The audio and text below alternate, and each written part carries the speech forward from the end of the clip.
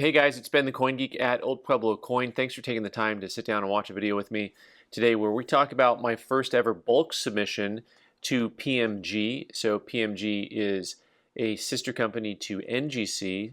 For those of you who don't know, NGC grades coins, PMG grades paper money. And so we got in a group of notes that were all consecutive, and I thought these will be a lot of fun to go ahead and send in and get graded. And because to do bulk submissions, you have certain things that you have to have that will help you qualify to get to their break in the price point. So I went ahead and got a group of these notes together.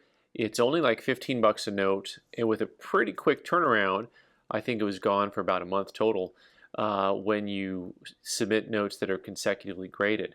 And you have to have at least 50 notes for this submission, and you can have up to one break in the serial number run as long as you have 50 notes on one side of that or the other. So I thought this is going to be a great deal. I'm going to be able to buy these notes and send them in and get them certified and do just great with this, right? So, which is always kind of fun. So I've got this big box here that came back from said grading company. Lots of fun, and you know, I haven't even opened. There's 3 of these boxes inside of there, right? So I've got one here that I already cut open to save on time a little bit to show you what it was that we got. So I've got a whole bunch of banknotes here that are all the same, right? So let's grab these guys here. I almost got all of them. Looks like one escaped me there. All right, so these are cool. These are 1912 from Russia, state credit notes, and pretty cool group, consecutively numbered here. Take a look at how those turned out. Beautiful notes, always one of my favorite notes here.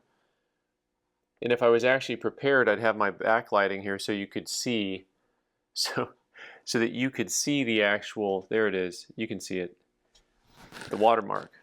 Right? There we go.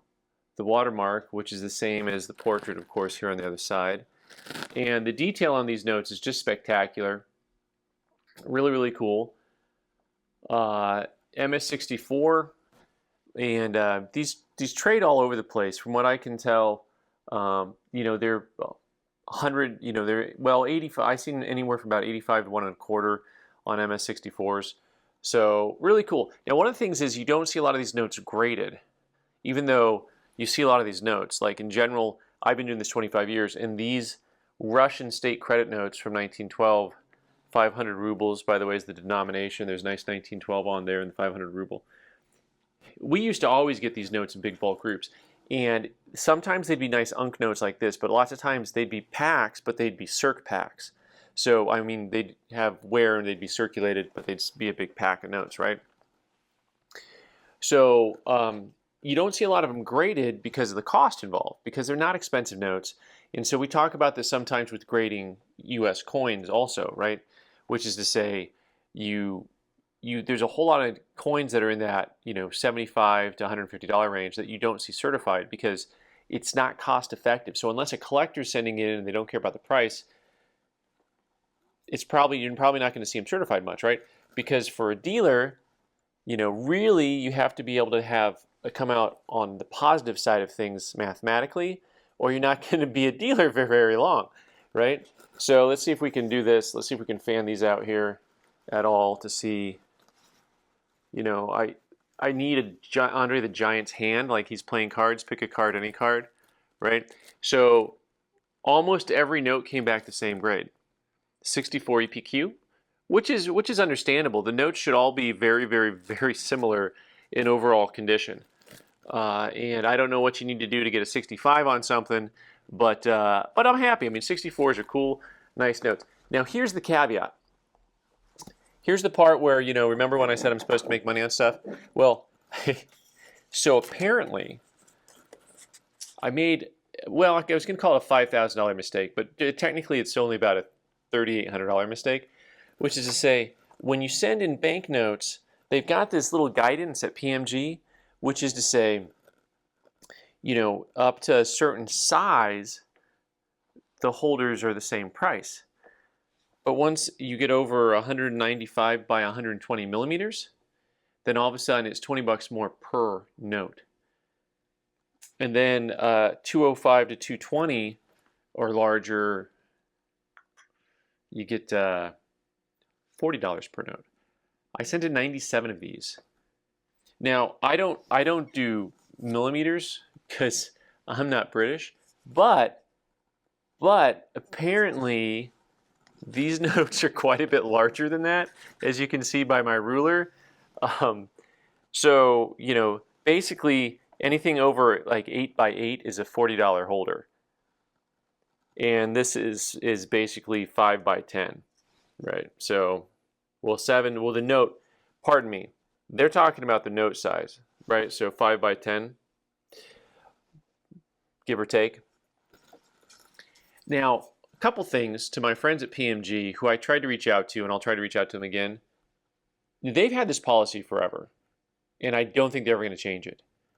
But 40 bucks for a little bit more plastic than normal seems a little exorbitant to me. I'm just saying, like, you know, when you supersize something, it's usually not that much more. But anyways, so at the end of the day, you know, really, I paid like 50 bucks each to get these certified instead of the 15 that I thought I was going to pay. So once again, reading the fine print, not really my strong suit apparently. But I'm still pretty excited about the overall experience. I'm really excited to have these, and you know, now I just got to figure out the best way to go ahead and market them. I will maybe sell them some individually, and then maybe put a group of 50 notes together or something like that in a run and have fun with it. So all in all, bulk submission worked. Read the fine print, and don't make a $4,000 mistake as you do it.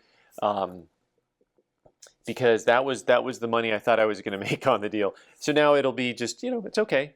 We're here to learn together, and learning by my mistakes is better than learning by your mistakes. All right?